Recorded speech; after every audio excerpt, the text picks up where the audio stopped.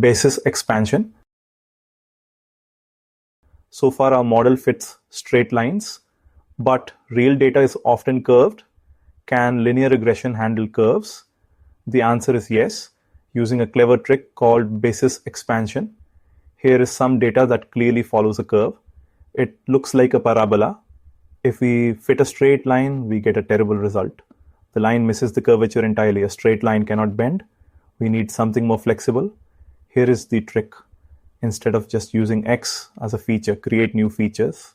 X squared, x cubed.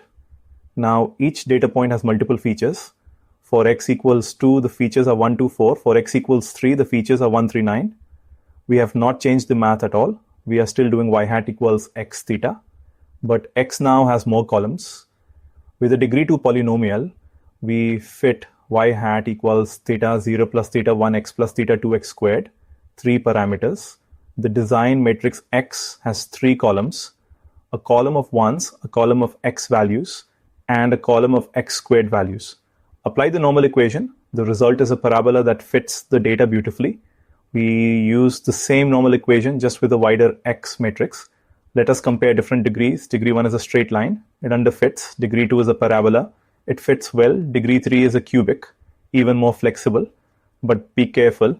Higher degree means more parameters and the risk of overfitting. The curve starts to wiggle wildly between data points. We will learn how to control this in the regularization module. The crucial point is this. The model is linear in the parameters, not in the features. Y hat equals theta 0 plus theta. 1x is linear in both theta and x. Y hat equals theta 0 plus theta, 1x plus theta. 2x squared is linear in theta, but non-linear in x. As long as the model is a linear combination of the thetas, we can use the normal equation. The features can be anything.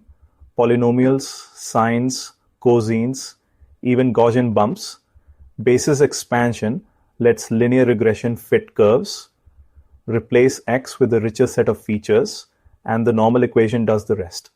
The model remains linear in the parameters. Higher degree means more flexibility, but also the risk of overfitting.